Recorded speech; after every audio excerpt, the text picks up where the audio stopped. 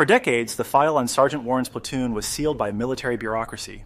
A footnote in the chaos of the Ardennes offensive listed simply as lost to enemy action. His grandson, a military historian named Gregory, had always accepted the official story of a heroic last stand. But when a record-breaking drought in France causes an old river to recede to its lowest point in a century, a local teenager finds a single, mud-caked American helmet, setting in motion a chain of events that will unravel a 78-year-old cover-up. What follows is a story about how a simple object, hidden by time and water, can rewrite history and bring a long-buried truth to light. Let us know in the comments if you've ever had a family story that turned out to be more complicated than you were told. Gregory's apartment was less a home and more a private archive. Books on the Second World War stood in rigid formations on his shelves, their spines a mosaic of military history. Maps of European battlefields were framed on the walls, marked with the faint pencil lines of forgotten troop movements. At the center of it all, on the mantelpiece above his fireplace, was a single, black and white photograph. It showed a group of young American soldiers, huddled together in what looked like a shallow trench, their faces a mixture of youth and weariness. In the middle of the group, looking down at a letter, was Sergeant Warren, Gregory's grandfather. Gregory had never met the man in the picture. Warren had vanished in the winter of 1944, a ghost from a war that had defined his family for generations. The official story was that his platoon had been cut off and overrun during a German counterattack. They had fought to the last man, a small, noble sacrifice in a war full of them. For Gregory, a man who had dedicated his life to studying the past, this story was a cornerstone of his own identity. It was a legacy of quiet heroism, a source of solemn pride. He was in his study cross-referencing casualty lists for a book he was writing when his phone buzzed. It was an unknown number with a Washington, D.C. area code. He almost ignored it, but something made him answer. "Am I speaking with Mr. Gregory?" a formal voice asked. "You are," Gregory replied, his attention still half on the document on his screen.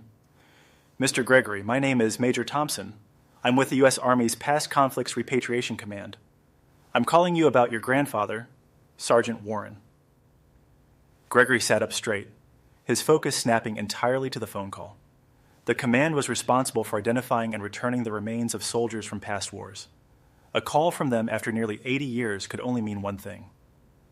Have you found him?" Gregory asked, his voice barely a whisper. "We haven't found remains, sir," the major said carefully, "but we have found something of his. An M1 helmet was discovered 2 weeks ago in the Orthe River, near Houffalize in Belgium. The area is experiencing a severe drought, and the water level is the lowest on record. A local boy found it stuck in the mud of the riverbank." Gregory's mind raced. Houffalize was in the heart of the Ardennes, the right place for a relic from the Battle of the Bulge. But thousands of helmets had been lost there. "Major, how can you be sure it's my grandfather's?" "Normally we couldn't," the major admitted, "but this one was unique. There were markings on the inside of the liner, and on the outer shell, under layers of grime, our restoration team found a small, hand-painted symbol, a green shamrock." Gregory's breath caught in his throat. He looked at the photo on his mantelpiece. His grandmother had told him the story 100 times. Before Warren shipped out, he had painted a tiny shamrock on his helmet for good luck, a small tribute to his Irish heritage. "The file states that your grandfather was the only member of his company with that specific marking," the major continued. "We believe with 90% certainty that this helmet belonged to him. The Belgian authorities have it in their custody. We wanted to inform you as the next of kin." After the call ended, Gregory stood motionless in his study, the silence of the room pressing in on him. He walked over to the mantel and picked up the photograph. He stared at his grandfather's face, at the helmet sitting on his head, the same one that had just been pulled from a riverbed nearly 80 years later. The official story was that the platoon had been lost deep in the Hertzgen forest, a brutal, light-swallowing wilderness on the German-Belgian border. But Houffalize, where the helmet was found, was miles away from there. The discrepancy was a crack in the smooth, polished surface of the family legend.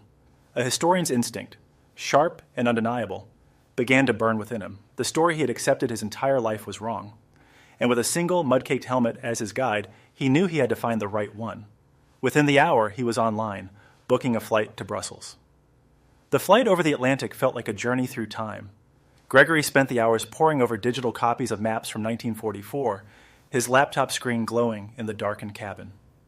He traced the lines of Allied advances and German counteroffensives, his mind a whirlwind of unit numbers, dates, and locations. The more he studied, the more the location of the helmet bothered him. It wasn't just a few miles off. It was on the wrong side of a major river, in a sector that his grandfather's division wasn't supposed to have entered until weeks after he was reported missing. He landed in Brussels and took a train to Liège, then rented a small car for the final leg of the journey into the Ardennes.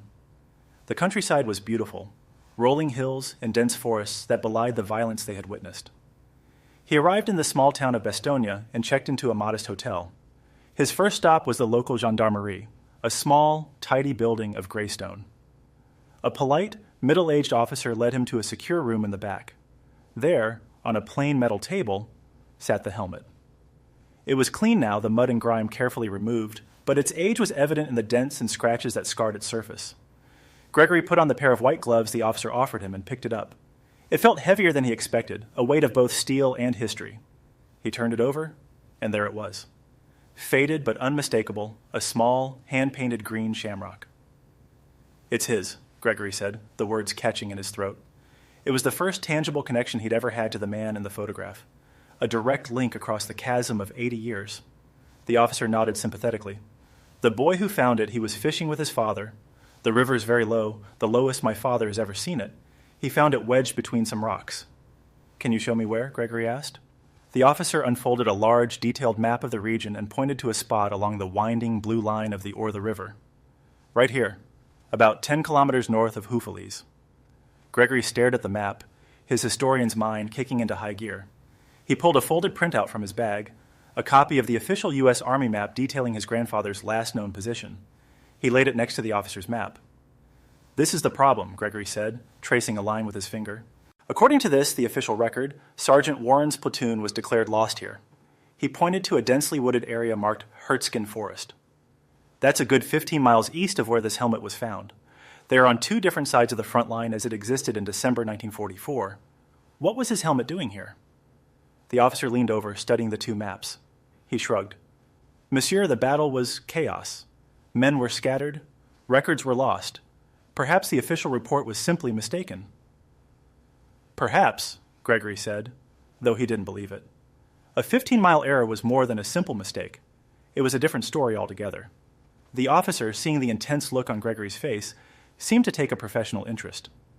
"There is someone you should talk to," he said. "A woman in town, Mildred. She runs our small war museum. Her father was in the Belgian resistance. What she doesn't know about the war in this region is not worth knowing. She has connections." Following the officer's directions, Gregory found the museum tucked away on a cobblestone side street. It was a small, two-room affair, but it was filled with an incredible collection of artifacts, each with a handwritten note detailing its history. Behind a cluttered desk sat a woman in her late 70s, her sharp, intelligent eyes peering at him over a pair of reading glasses. This was Mildred. Gregory introduced himself and explained his situation, laying his maps out on her desk just as he had at the police station. She listened intently, her expression unreadable. When he finished, she took off her glasses and looked at him. "Sergeant Warren's platoon," she said, her voice carrying a faint, melodic accent. "I know the name. Officially, they vanished in the Hertzgen. A bad business, that forest. But you are right. The Orthe River is the wrong place." She tapped a thoughtful finger on the map. "For years, there have been rumors about that unit. Stories that didn't match the American reports." "What kind of rumors?" Gregory asked, leaning forward. "That the records were sealed for a reason," she said. "I have a friend who works in the regional military archives in Liège. He owes me a favor. Let me make a phone call. Perhaps it is time for the seals to be broken." 2 days later, Gregory found himself in a sterile, temperature-controlled room in the military archives, sitting across from Mildred. Her friend, a nervous-looking man with a large keyring, had granted them access. He placed a thin, brittle file on the table in front of them. It was stamped with the insignia of his grandfather's division. "This is the complete file on the platoon," Mildred said softly. "My friend says there is a second, smaller file inside. It was sealed in January 1945 by a Captain Clarence and has not been opened since." With trembling hands, Gregory opened the main file. It contained the standard reports, casualty lists, and the final frustrating entry. "All members of platoon designated KA presumed lost to enemy action." Then he saw the smaller file, a simple manila folder tied with a faded red ribbon. On the cover, in stark black ink, were the words, "Sealed, pending officer review." He untied the ribbon and opened it. Inside was a single after-action report written by Captain Clarence. The official story was there, a brief, sterile account of losing contact with the platoon during heavy shelling in the Hertzgen forest. But attached to the back was a hand-drawn map of the area. On it, a route was marked in pencil, showing the platoon's planned patrol. And then Gregory saw it. A second, fainter line had been drawn, leading away from the forest and directly toward the Ore River. It had been hastily but incompletely erased. Someone had tried to hide their real destination. "Mildred," Gregory whispered, his voice hoarse. "They were never in the forest at all." The erased line on the map became their new guide. It led to a specific point in the countryside, a rural area marked on the old map only by a small square indicating a farmhouse. Gregory and Mildred spent the next day driving through the winding country roads, trying to match the 80-year-old drawing to the modern landscape. They found the area, now a peaceful stretch of farmland. The farmhouse was gone, only a crumbling stone foundation and a massive, ancient oak tree remaining to mark the spot. If there were witnesses, they would be very old now, Mildred said, looking around at the quiet fields. And most who lived through that time do not like to speak of it. But Mildred was persistent. She spent hours on the phone, calling local historical societies, nursing homes, and church groups. Late in the afternoon, she got a lead. A man named Walter, now in his late 80s and living in a nursing home in Bastogne, had grown up on that very farm. His family had been evacuated just before the worst of the fighting, but he had been a young, curious boy of 8 years old at the time. They found Walter sitting in a sunny corner of the nursing home's common room, a thick blanket over his knees.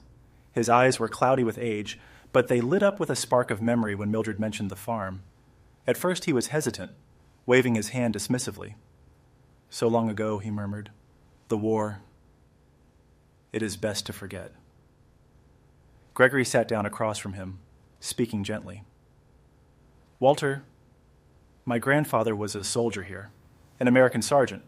We think something happened to him and his men, right here, where your home used to be. The official story says they died somewhere else. We need to know the truth." He showed Walter the photograph of the platoon. The old man squinted at it, holding it close to his face. He stared for a long time, his hand beginning to shake slightly. "I remember them," he whispered, his voice cracking with an ancient sorrow. "They were so young. They came to our farm. They gave me a piece of chocolate." Tears began to well in Walter's eyes. "The fighting was bad. The noise. I will never forget the noise. My father hid us in the cellar." "What did you see, Walter?" Gregory pressed, his heart pounding. Walter looked away, his gaze fixed on a distant point beyond the window, seeing not the manicured lawn of the nursing home, but a field of snow and fire from a lifetime ago. "I saw the planes," he said. "I saw the American planes." He paused, taking a shaky breath. "The bombs. They did not fall on the Germans. They fell on the Americans. They fell right here, in the ravine behind my house." The words hung in the air, heavy and devastating.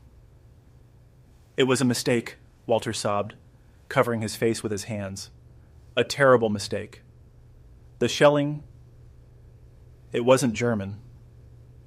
It came from behind them, from their own side." Gregory felt the blood drain from his face. Friendly fire, the most tragic and often the most hidden wound of war. Walter lowered his hands, his face etched with the pain of the memory.